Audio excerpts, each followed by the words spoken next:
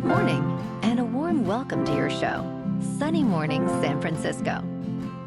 I'm your host, Melissa, and it's Thursday, November 13th. You'll be interested to know. 40 years ago, today in 1985, Nevado del Ruiz erupted, sending a towering column of ash and deadly lahars that overwhelmed towns and revealed the sheer power of volcanic hazards. The tragedy spurred a global push for improved volcano monitoring and early warning systems, transforming disaster science and community preparedness into a vital priority. So now you know. And now, it's time for the Surf Report. Thursday at Ocean Beach. This morning, it's looking choppy with waves around 4 to 5 feet. Conditions hold steady through the morning before increasing slightly to 4 to 6 plus feet by late morning. Winds are sideshore at 26 miles per hour, shifting to onshore at 13 miles per hour later. Best time to ride is at 12 p.m. with a 2-foot low tide, when the west-northwest swell is 4 feet at 13 seconds, and the onshore wind is 10 miles per hour. The first high tide on Thursday will be 5.5 feet at 7 a.m., followed by a 2-foot low tide at 12:45. The nearshore buoy in San Francisco Bar reads 58 degrees for the water temperature. Friday features strong surf with wave heights reaching 10 to 12 feet and choppy conditions throughout the day. Saturday sees a drop to 4 to 6 plus feet, with choppy conditions persisting as the wind shifts onshore. On Sunday, expect 4 to 6 feet with continued choppy conditions, making Saturday the more favorable day for catching waves.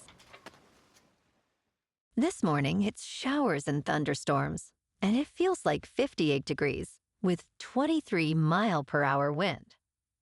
The sunset will take place at 4:59, and it will rise again tomorrow at 6:50. Looking ahead in the weather. Friday will be mostly sunny with a high near 59 and an east-northeast wind of 6 to 10 miles per hour, with a chance of rain showers before 4 p.m. Spotty showers remain possible late Friday night into Saturday, with overnight lows near 52 and highs holding in the upper 50s through Sunday, while rain chances linger on Sunday and into Monday with lows around 50 to 54. Bonjour, food enthusiasts. This podcast is brought to you by Versailles Cafe and Pastries in Encinitas. Nestled on El Camino Real South, just north of Encinitas Boulevard, this cafe is a haven for culinary delights. Indulge in their amazing Eggs Benedict or their gluten-free crepes. You can grab a panini for lunch or just breeze on through to get your morning coffee. They are open every day from 8 to 5. So stop on by and don't forget to tell them Sunny Morning sent you. In local news, Waymo has expanded its service to Bay Area freeways and San Jose Mineta International Airport, allowing select riders to hail robotaxis across more than 260 square miles of the Bay Area. The company began commercial passenger shuttling on Wednesday, marking a significant milestone in its operations. Waymo co-CEO Dmitry Dolgov stated, "Achieving fully autonomous freeway operations is a profound engineering feat." San Jose City Manager Jennifer McGuire noted that this partnership reflects Silicon Valley's commitment to innovation and provides travelers with enhanced convenience. Initially, service will be limited to the city center, with plans to expand over time. Riders can express interest for earlier access through the Waymo app.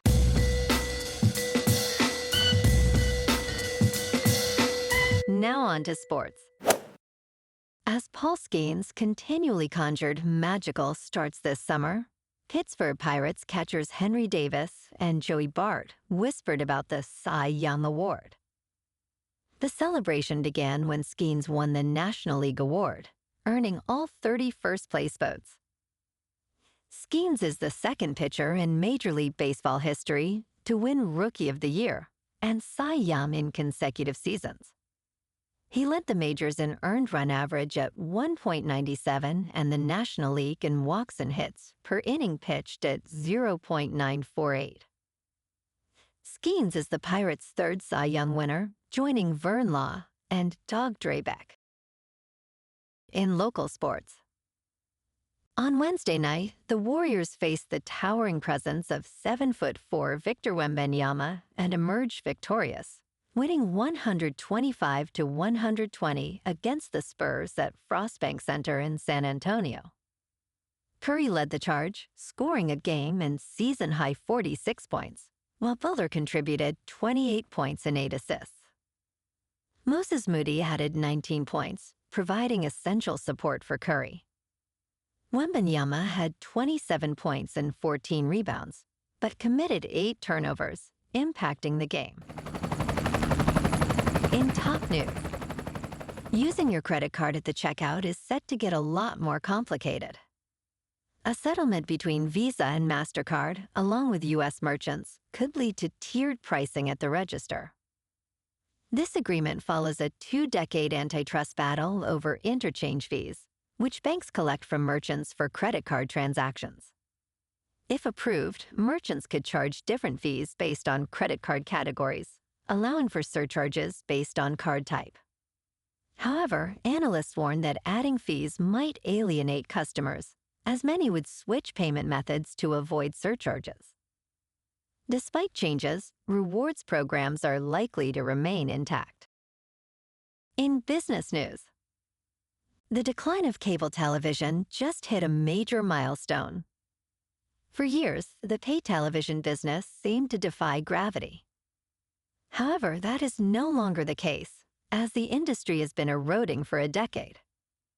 A recent estimate from Madison and Walsh shows that 15 years ago, nearly 9 in 10 United States households had a pay television subscription, but by the end of 2025, that number will drop to 5 out of 10. This decline explains why companies like Comcast and Warner Bros. Discovery are trying to sell or spin off their cable television assets. Advertisers are also noticing that higher levels of audience reach can be found elsewhere. In crypto movement, Bitcoin is down 1% to about $102,000. Ethereum is up 0.5% to just under 3,500. And XRP is up 3% to $2.46. Moving on to a more local vibe. In our community spotlight on health and wellness, we are working with a national Pilates studio to bring you some free classes, so listen up. Check out Club Pilates, with several locations in the San Diego area.